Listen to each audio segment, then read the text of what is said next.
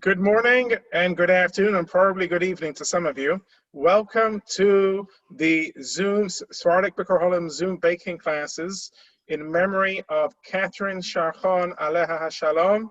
We are here today to do spinach and cheese fritada with our wonderful chef, Sharon Babani. And we're very, very honored to have Sharon. She's well loved in our community and well respected as a tremendous baker of Sephardic foods. And I'm going to pass it on to her to introduce today's program. Thank you, Sharon. Thank you, Rabbi. First of all, for those of you who don't know me, I'm Sharon Babani. My maiden name was Greenspan, so I was not born Sephardic. I came to Sephardic B'Korholim when I was 15 years old. So, Rabbi, if I've been here 51 years, does that count as a convert, official convert? Anyway, I came to SBH with I wasn't raised Orthodox, but I came to SBH with my best friend in high school and started coming to services and attending classes with Rabbi Maimon. And then I met my husband. I was 15 years old when I met my husband, and we had our first date. And we got married 3 years later. I was 18 when we got married. So I didn't have much experience in the kitchen, except that I watched my mom a lot. I wasn't hands-on, but I was in the kitchen a lot. And I've always loved cooking. And so I just dove right in, you know, I had this our first Ladies Auxiliary cookbook, and that was my little Bible, and I used it, and you can see it's very well worn, and a lot of us have those books and we share recipes. Anyway, my mother-in-law, who is one of the Sharon sisters who are very well known in our community, she taught me a lot also, and her sisters taught me a lot, and I've been learning all these years. I just keep learning, that's all. Anyway, I'm going to make two dishes today. I'm going to make a spinach frittata, which is spinach and cheese, and then I'm going to make, after I'm done with that one, then I'll make what's called a cheese frittata, and it's kind of like a cheese souffle, and I don't know if it was very clear from that flyer, but it's two different dishes that I'm going to make.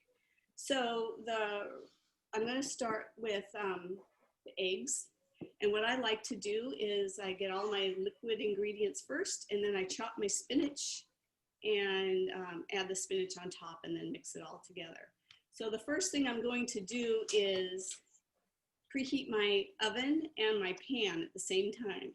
So I have a Pyrex pan, and I'm just going to put a nice amount of oil in the pan and put it in the oven to preheat. And I'd say it's about a good 2 tablespoons of oil. I'm going to just roll it around here. Put it in the oven and set it to 400. And now we'll get to work. So I already cut put my eggs in the bowl, and I use a nice big bowl because fresh spinach takes up a lot of space. If you're going to use frozen spinach, it doesn't take up quite so much room. You don't need quite as big a bowl. So just beat eggs, 4 eggs, beat them nicely. And I do a nice big full cup of cottage cheese. I don't measure, so when I gave the recipe, it was kind of approximate. Usually it's just kind of like a half a container here of cottage cheese. This one I had already opened, so I'm just going to scoop a good amount in there. This kind of makes it nice and creamy. And then I add salt, teaspoon of salt. Sharon, do you use full fat cottage cheese? This is fat-free cottage cheese, but you can use whatever one that you like. I will tell you though that the ones that have fat in them make it very rich and creamy, and you can definitely use that. But I don't think I've ever used full fat cottage cheese. I've just never eaten full fat cottage cheese. Anyway, and then so for my binder, I started using oatmeal, when I started using fresh spinach. So, Well, sorry, one more. What type of oil do you use? oh, just vegetable oil, canola oil, any light color oil. So when I first started making this recipe, I used frozen spinach. You know, I work full time, my husband worked full time, and it was easy. You know, you just thaw your spinach and it's easy to go. And I have show and tell to show you. These are my 2 recipe cards that I typed up in 1972. And you can see they're pretty yellow now. But I have made these 2 items for Shabbat for over 40 years. And my kids had it we had it every Shabbat for lunch. And my husband was also a very good cook, and he liked to cook, and he would pull out those recipe cards, and sometimes he would make these 2 items also. So it's a very special dish in our house. My boys love anything spinach and cheese. My older son said that his last meal would be bulemas. So, so I got that in there, and then the cheese. So I put in there, I don't know what I put in, half a cup of Parmesan cheese. You can use whatever cheese you want. I have some Parmesan here. I'm going to put about a 1/4 cup. And I'm going to use up some, I have some feta cheese, and I'm going to put some feta. So this is the,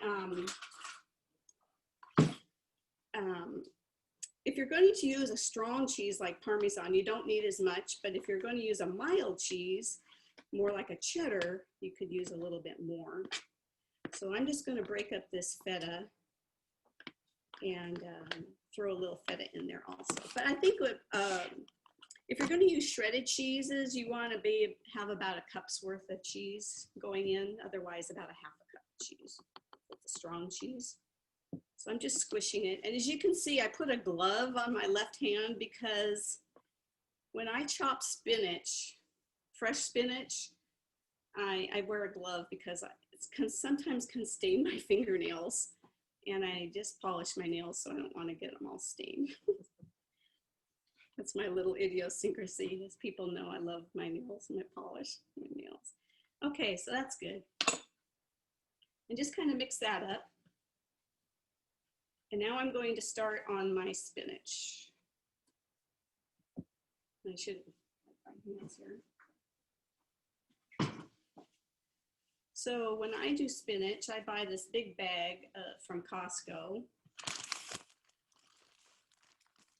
And I made one last night so I can show you a finished product.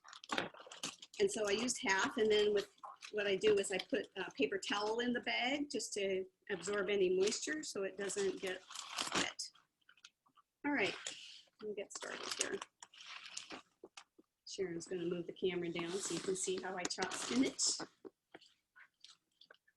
I just take a big handful, just kind of squish it. Keep my fingers out of the way so I don't chop off a finger. I have cut a nail off before many times, so I've learned from experience.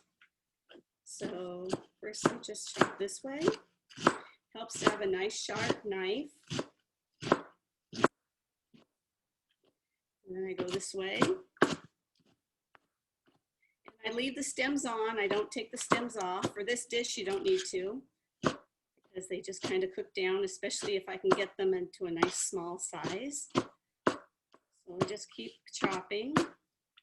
Probably have to do about 4 different loads to get all the spinach chopped. And then let me take this out. Leave that in there. Just keep dumping the spinach. And I use this nice big bowl because fresh spinach takes up a lot of room. And usually it'll just reach to the top of the bowl. And that's when I know that I'm done. But today, I'm just going to use the second half of the bag. So when the spinach is gone, I'll know. Sharon, I just want to let you know you got 50 friends on the call. Nice. Thank you, everybody. Is anybody cooking along with me? I know that the Robisa's in the kitchen cooking along, and I All can right. hear her computer as well. So Okay. I know definitely one. Okay. I know that I'm having spinach frittata for lunch, but I'm looking We forward. are going to be having it for lunch this week too, and special occasion. My niece Florence from Florida is coming into town. So these will be my special gifts for Florence. We'll have special Sephardic delicacies. I should also add, back in the day when I started going to SBH for Shabbat services on Saturday, I went with my friend Lisa Roberts, who a lot of you know, and her mother Fanny, I think, was one of the best cooks in the whole world. She was a Sephardic cook, bar none, and that was my first exposure to Sephardic cooking. It wasn't with my in-laws. It was with Fanny Roberts, and oh my God, I fell in love with, well, my kids make fun of me. I love soutlatch, which is rice pudding. And my younger son, David, he used to make fun of me because, well, he couldn't really say soutlatch. He used to call it soup-lotch. Anyway, it's a great little story. And she would make apio, which is celery root.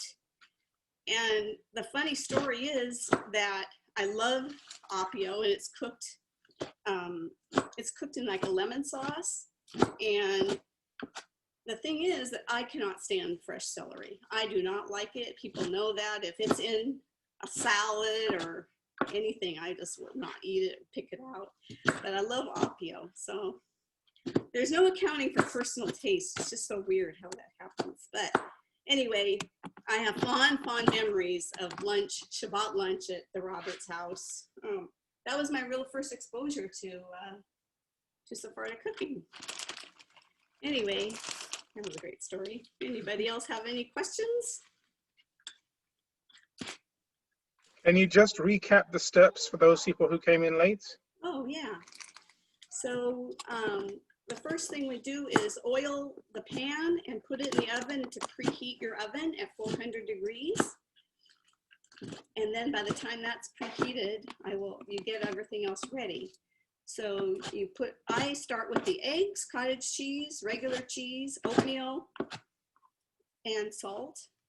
And if you don't want to use oatmeal, you don't have to. In the olden days, would use just bread or challah leftover, any kind of bread from the freezer that I want to get rid of. You just soak it a little bit to soften it and add it in. Yeah, I was going to ask you about that, why you don't use matzah meal, or is it because it's low gluten? No, Rabbi, I started with the oatmeal, I think. I don't remember why, but I think it started when I started using fresh spinach. It has a high moisture, a lot more moisture in it. And I found that the oatmeal really absorbed that moisture, and it gave it a really nice texture to spinach. And I don't know how I came up with the idea to do oatmeal. I really don't remember how, but ever since That was the question I got from people. Ooh, oatmeal. Why not matzah meal or potato? So for many, many years, I just used bread. And of course, for Pesach, when I make this, I just use farfel. And you just soak it a little bit and add it in. So yeah, but this is my little trick of the trade. And people always ask, wow, how do you get it so soft and fluffy, blah, blah, blah. So that's my secret, is the oatmeal, and it just disappears. It just makes a nice soft texture. This is kind of a soft, fluffy spinach frittata, and some people call it Quajado. So maybe it's the same thing as a Quajado. So my in-laws, my father-in-law is from Turkey. My mother-in-law, her family was from Rhodes.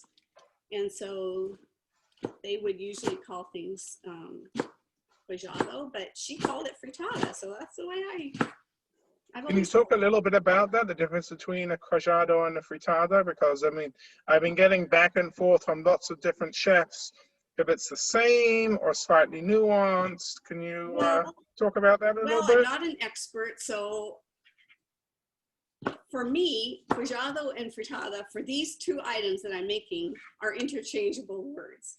Like a frittata you can make is usually an egg dish with vegetables and stuff, and you just bake it.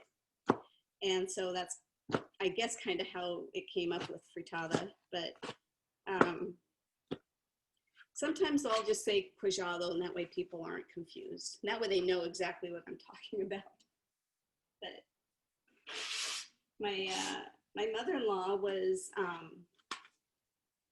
she was a really good cook. She was also very careful and always used a recipe. Even if it was a recipe that she knew by heart, she always pulled out the recipe, which I admire because I think I know something and then I leave an ingredient out. So she taught me good things. And her sisters, she has a sister, Auntie Ray Barrow. And last week, Nicole, well, 2 weeks ago, Nicole was, when she made bulemas, she talked about how Auntie Ray taught her and Andrew how to make bulemas. Well, I got that same lesson, how to make bulemas. And of course, I've changed it over the years to make it easier for me. I mean, I worked for 40 years full time, so I had little shortcuts that I used over the years, and one of which was that I never stemmed my spinach like she did. And then I didn't coil them like she did, but she taught me exactly how to do the mixture and how to cut the spinach and how to fold them and roll them. And then of course, I learned a lot at SBH, cooking for the bazaar. So when I first got married in 1972, we didn't have a very big kitchen. And the ladies, the old timers, they wouldn't let me do very much because I was very inexperienced and they were very precise. So I was on spinach washing duty. It was not fun because we didn't have these bags of pre-washed spinach back in the day. They were spinach that came in bunches with big stems on them. You had to wash it 3 times. It's so muddy and dirty. I love it how many people began as spinach washers. I think virtually everyone on here began as a spinach washer. Yeah. I mean, listening to everyone's stories about it, I just chuckle along and say, yep, that was me. It was me, Donna Baruch. Oh my God. Anyway, I started washing spinach and I just worked my way up. And for the last many years, well, I've been retired for 8 years now. So that was one of my joys of retirement, was being able to go cook with the ladies and gentlemen for the bazaar. I just love that camaraderie, and that's kind of what I'm getting from these Zoom cooking classes, is that camaraderie, and you just make wonderful friendships. Man, I got so attached to everybody. Al Cordova, I'm just so upset with his passing. Of course, Auntie Kay, who we're cooking, her name is on these, cooking classes. So that was my husband's cousin. Her name is Catherine, but we called her Auntie Kay. And she was a great mentor to me also. She was so sweet. When I was cooking for my son's bar mitzvah, my first son, we did all the cooking ourselves. We didn't have caterers back then to do it. And she was the mashgiach in the kitchen, and she was in there working and helping and advising. And it was, anyway, you get some great friendships out of this. And the bazaar is very, very special to me. I just have wonderful memories. Wonderful people. Anyway, so I've mixed it all up. It's all mixed. I'm just waiting for my stove to preheat. We're at 396, so it's going to be right now. So I'm going to take this glove off.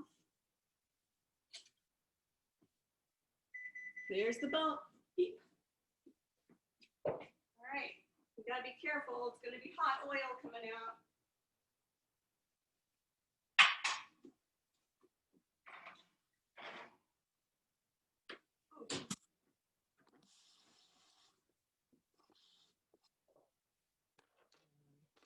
I want you to hear the sizzle. The oil is hot, and it gives a nice crispy bottom.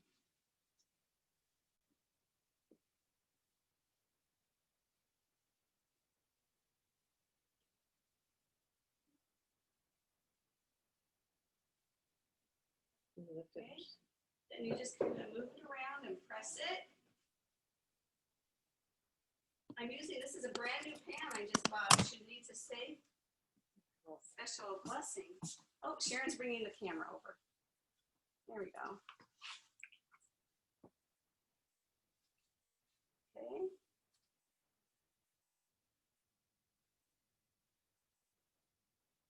Now I'm going to sprinkle a little bit of cheese over the top, and that's what gives it its golden, beautiful top layer. Okay, I'm gonna go over here and get some cheese. So I like to use Parmesan. I just sprinkle a little bit at a time over the top. I just use a spoon. You can use your hands, however you want. You can put as more if you want. You can put shredded cheese on the top. It'll look a little different. The one I'll show you that I made last night, I put some Parmesan and some shredded mozzarella over the top, and it browns beautifully. Okay, gloves go back on.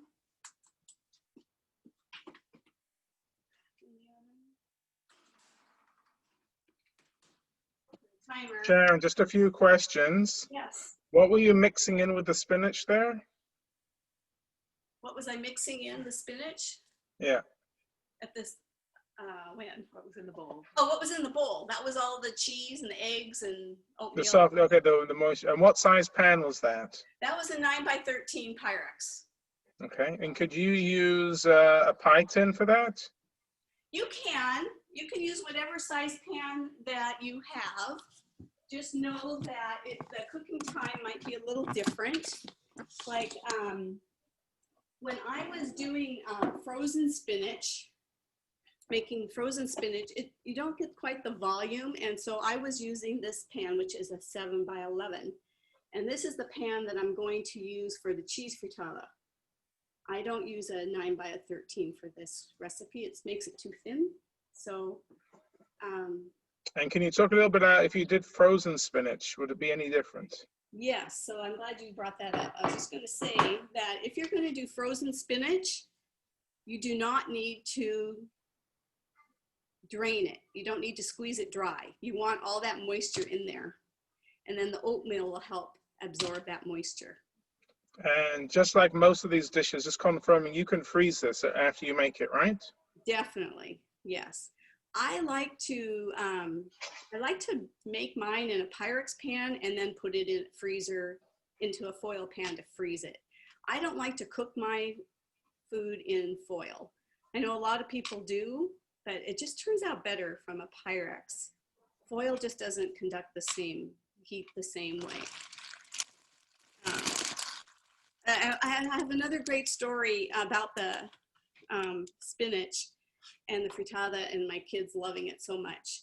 My son, my older son, who just finally moved out of the house a couple years ago, he's been wanting to make spinach frittata because he misses it. And so I gave him the recipe, and I ended up handing down my favorite Pyrex pan that I always made spinach in for him. And so now he's using it to make his spinach frittata. And that's why I had to buy another new pan. I like to have two pans because I use those Pyrex pans a lot for baking. Okay. Do you have that spinach, the one you made, to show us? Yes, I'll show it to you. So this is what it looked like. Can you see the light through good? Oh, it looks delicious. Yeah, and so you can see it's pretty golden. That's from the mozzarella and the I did both Parmesan and mozzarella. It's, yeah, and they freeze beautifully and reheat beautifully.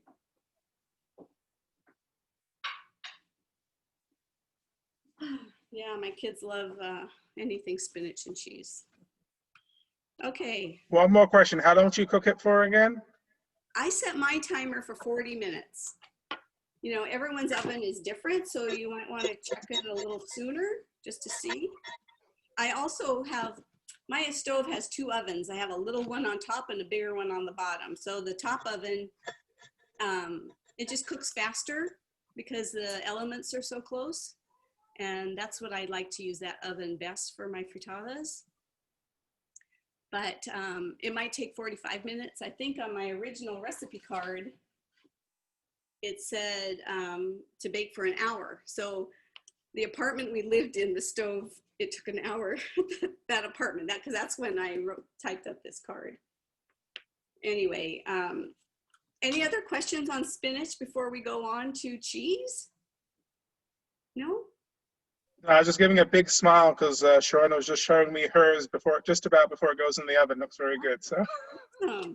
Rabbi, you're going to have a good lunch this week. Okay, so let's try it and start with the cheese frittata. So again, I'm going to oil my pan and put it in the oven to preheat so it's nice and hot. And again, I don't know, I think I said on the recipe a tablespoon of oil, but I think I use more. I don't measure. You just want a nice, you don't want to be chintzy on the oil. Okay, I'm going to put it in my other oven now, preheat.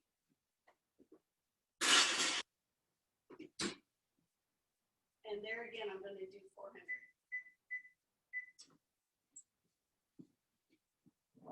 Okay, so this one goes very quickly.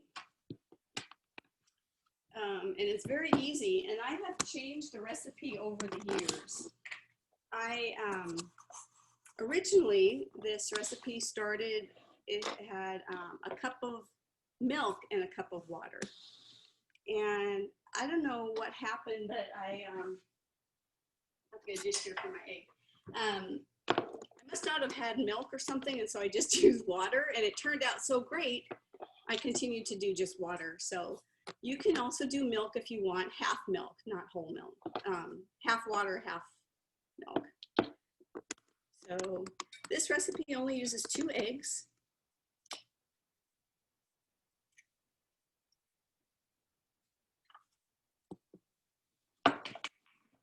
And you can use any size eggs. These are large eggs. Usually, sometimes I have extra large eggs from Costco, which are huge. So, okay. Oh geez, I got a piece of shell in there. So you just whip these you want to whip really nicely.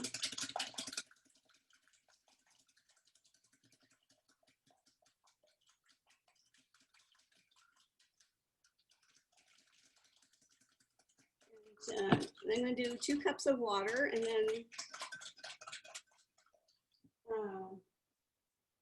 so the olden recipe, water.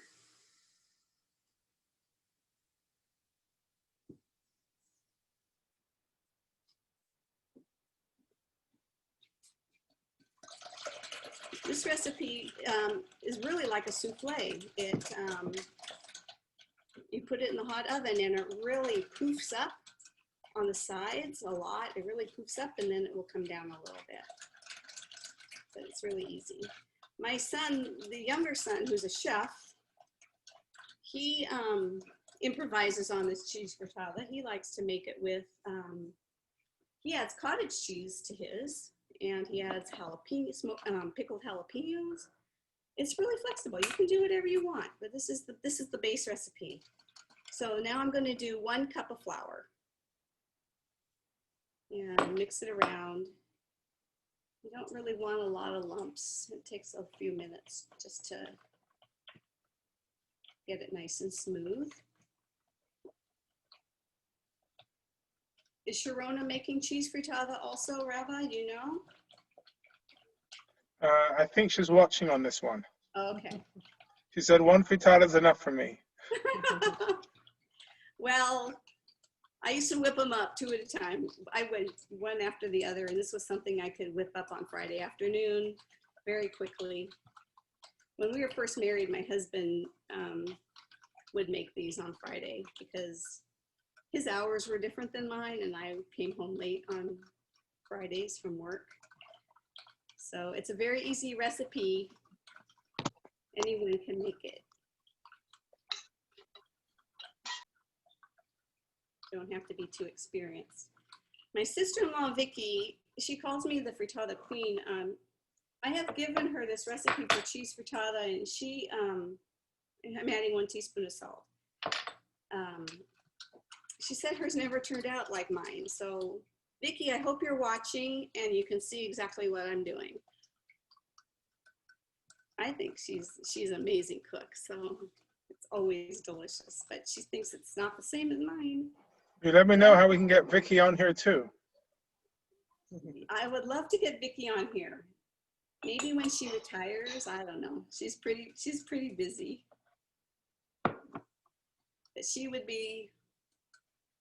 give a master class. She has taught me so much. Oh man, she's really taught me a lot. She taught me, first of all, bulemas. She has a secret to bulemas that I have followed, and salmon con huevo limon that we make for Rosh Hashanah or Pesach. She has a foolproof method, and she typed it all up for me. So now I've become an expert at that too. I can make it. And that's what I love about sharing these recipes. Well, I love sharing, you know, and people will say, well, mine doesn't turn out the same, but that's okay. You make it your own. Okay, now comes cheese. So the original recipe calls for a cup of shredded cheddar cheese or Parmesan, whatever. I think a whole cup of Parmesan is way too much. It makes it way too heavy and not fluffy. And here again, you can use whatever cheese you want. I'm going to put some Parmesan, and I'm going to put some feta and some mozzarella just because I want to use it up. I already have the packages opened, and it's flexible. It's really flexible. You can do whatever you want. That's what I love about these. My Parmesan. It's almost time to order more Parmesan.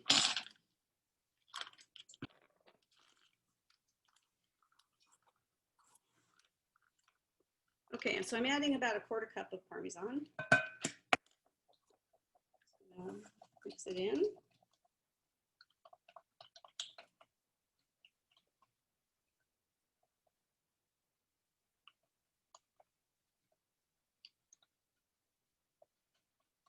You know, it's really interesting. My sister, Lisa Almo, married a nice Sephardic boy also, Larry Almo, the Gabbai of our synagogue. And my brother married a nice Sephardic girl, Jamie Peahoff. So I don't like to call it a mixed marriage. I just don't like that. But I just think it's very funny how we all gravitated towards a Sephardic partner. Okay, that's in, and I'm gonna put in a little bit of feta. I have to admit, I've never done this before with the feta, but I don't think you can go wrong with feta, too much cheese in here.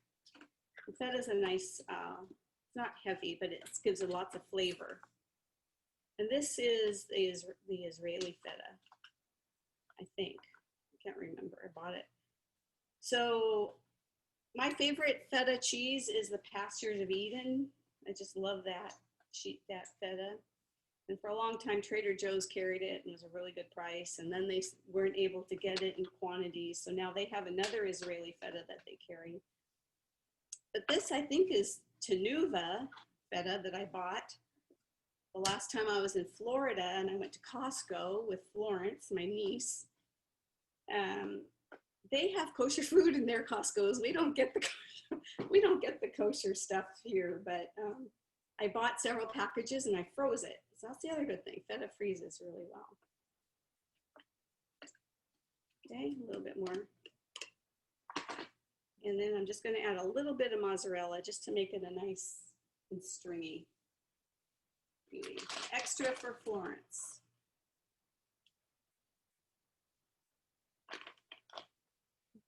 All right. I'm going to switch over to my spatula.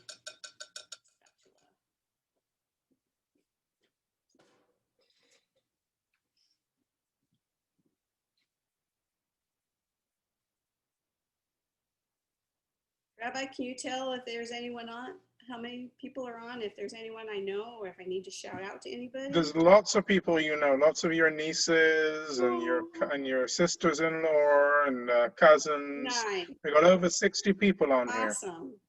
Hi, everybody. Thanks for the moral support. I was a little bit nervous, even though this is second nature to me. I'm not used to really talking like this. And There's a question about, do you ever use Cashkaval cheese or Beecher's? well, I have never used Cashkaval because that's a cheese that we don't normally get here. So in Seattle, and you can use whatever cheese you want. If you have Cashkaval, go ahead and I don't know exactly how much you would use. I think Cashkaval is a pretty strong cheese, right? Kind of like Parmesan. I don't know. I've never had it. We've never had it here. I like back in the day. I've always used just cheddar, shredded cheddar, but I was lazy and I didn't feel like shredding it today. So.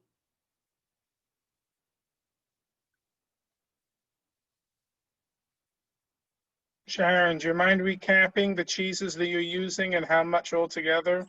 Okay, so I used about a quarter cup of Parmesan, shredded Parmesan, and I used about, I don't know, a few tablespoons of feta and a few tablespoons of mozzarella.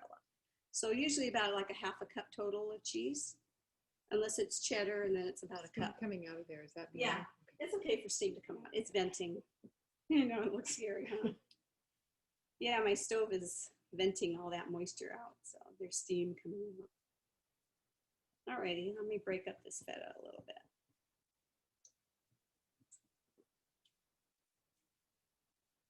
No more questions, huh?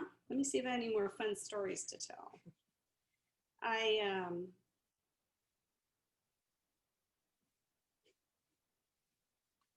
haven't been to synagogue in 8 months, and yesterday was my first time back, and I was so happy to go and be there. It was great seeing you. Tell me, what did you miss the most? Well, I just love praying, and Rabbi, I can't tell you, I just loved it all so much. And I have to say, I really appreciated that it was quiet and you could really pray in peace. It's definitely one of the added bonuses we weren't expecting. You definitely have more people going to pray, that's for sure. Yeah, I really enjoyed it so much. I went for high holidays and I sat outside, which I really appreciated being able to do that, at least. It's not the same as being inside.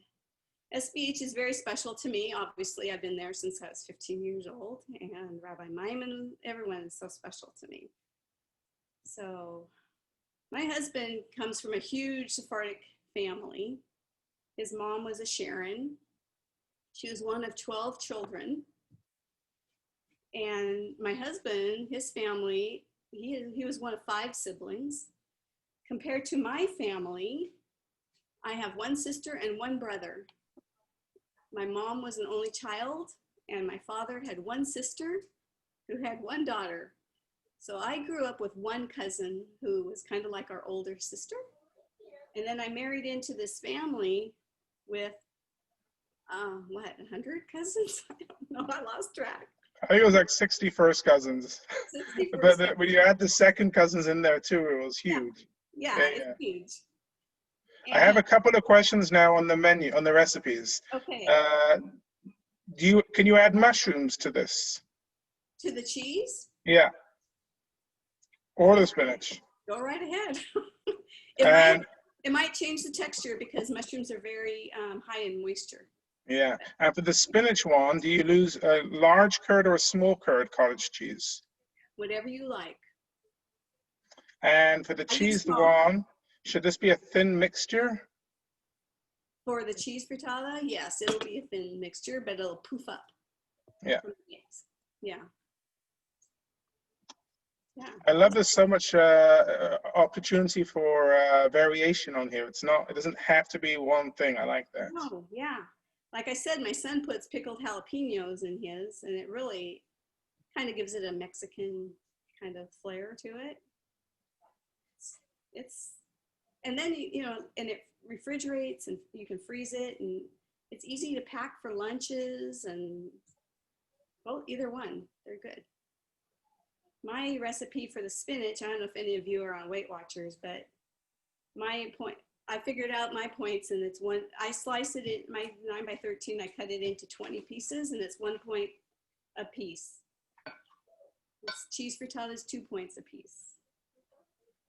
For those who want to know, if you're interested. Now I know why Sharon made the spinach one and not the cheese one.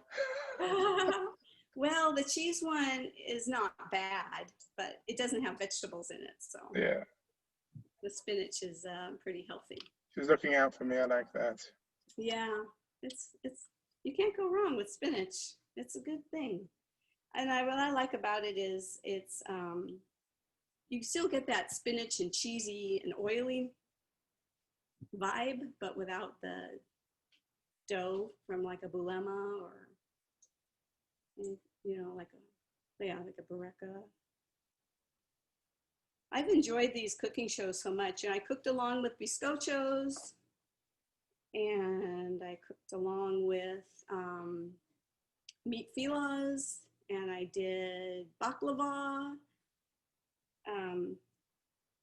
One of the very first things I did make, Marlene, you might be interested in this, was I made yaprakis for the first time, and I used the Ladies Auxiliary cookbook, and it's not really, the recipes were not really accurate. Anyway, a few things were left out. I just learned by doing, you know, I just learned that it needed more lemon, need to cook longer, and blah, blah, blah. Anyway, my oven just beeped.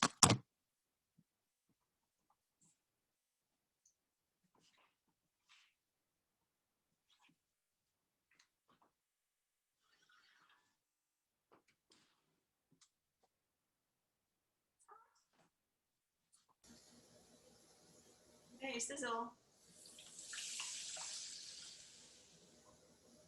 You can see it starting to pop up. Oh my gosh, I just got a text from Florence in Florida. She's cooking with her kids. Oh, Florence. That makes me so happy.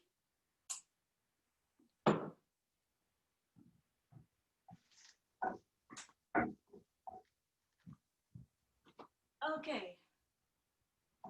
Oh.